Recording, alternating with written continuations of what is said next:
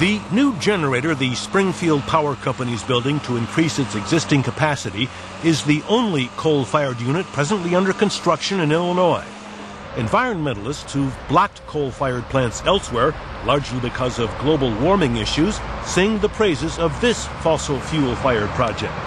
The new coal plant they are building will replace one of the dirtiest in the country. It will be more efficient. That means they have to burn less coal to produce the same amount of electricity. And it will also have state-of-the-art pollution controls. So from a soot, smog, and mercury perspective, one of the three other big concerns with coal burning, it will be one of the cleanest coal plants in the nation. This is one of only 3 plants in Illinois that continues to burn high-sulfur Illinois coal, because Springfield City Water, Light, and Power Company, CWLP for short, invested in so-called scrubbers that remove sulfur compounds that otherwise would go up the stack in violation of federal regulations. What we're looking at here is the output from our Dolman 3 scrubber. The feedstock for this process is limestone. The limestone's mixed with water and reacted with the output from the power plant. It removes all the sulfur dioxide, or a great deal of sulfur dioxide from the flue gas, and the product is synthetic gypsum. So that's what we're seeing right here. This is gypsum that's being shipped to make wallboard. 200 trucks a day fill up with Illinois coal at a mine 25 miles north of Springfield. From dawn to dusk, those trucks roll west on a county road, then south down historic Route 66 to the CWLP campus on Springfield's southern edge. The 1.2 million tons of Illinois coal those trucks dump at CWLP each year means jobs for 244 Illinois miners, jobs that will continue for the life of the new power plant here. The historic accommodation between CWLP and the environmentalists is one piece of good news for the generally troubled Illinois mining industry. It is very important that Illinois be a leader in this. We're a coal state. We have been since 1810, and a lot of coal has been mined, but we have an awful lot left here. Much of that coal might have remained unmined, and the CWLP project might have been delayed for years or stopped altogether if environmentalists had followed their usual strategy. The Springfield coal plant proposal was the third coal plant that we, the Sierra Club, and others have been involved in over the last 4 years. We had successfully stopped the 2 previous projects from moving forward. One of the projects would have been a 660-megawatt coal-fired plant built on 2,000 acres near Elwood in Will County. You're looking at something that would add over 10,000 tons of air pollution a year to the Chicago area. That's a significant, major new source of air pollution. It also happens to be sited right next to the Medewan National Tallgrass Prairie, which is a tremendous 19,000-acre prairie preserve that the Sierra Club and other conservation organizations worked very hard to protect. And we don't think that a major pollution-belching smokestack right next to that is going to be good for the prairie, good for the experience of people that go there to get away from urban life and pollution. Environmentalists have also blocked construction, at least for now, of a 1,500-megawatt coal-fired plant near Lively Grove in downstate Washington County. It would be one of the largest, if not the largest, source of carbon dioxide pollution, the major contributor to global warming that the state and this country have seen in decades. So how can it be that the environmentalists signed off on a coal-fired addition to the CWLP campus? First, CWLP, guessing that the Sierra Club had this plant in its crosshairs, decided to negotiate rather than to fight. They certainly have a legal standing and legal right to be able to intervene in projects like this. We have a number of legal rights as well, but we thought it'd probably be a lot more productive if we sat down and see if there's a better use for that money that we would spend in an adversarial fight. Springfield residents with a stake in the outcome joined in the debate.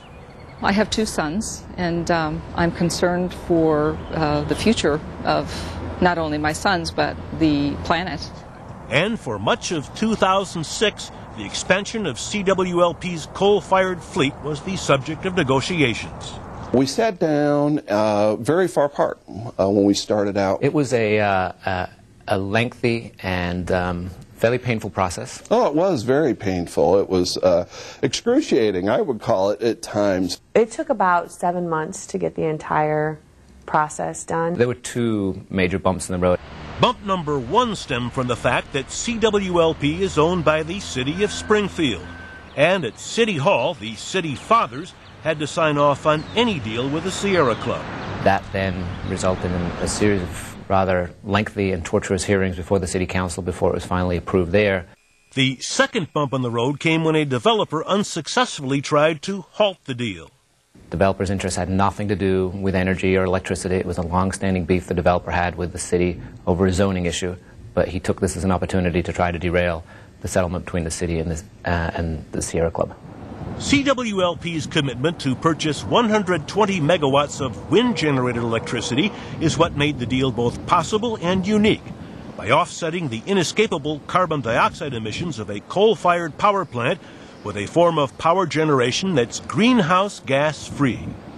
The wind component is the piece of the agreement that really secures the largest amount of global warming emission reduction, because by providing electricity from wind power, of course, you're not producing any global warming pollution.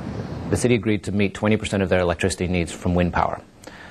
Previously, they hadn't have any renewable power at all in their mix, so this was a huge step for them to get up to 20% of the power from wind. As it turned out, the success of the deal here in Springfield depended in large measure on the cooperation of the state of Illinois. Actually, we looked at who the largest customers were for CWLP, and it seemed that the state buildings were the largest customer of the state.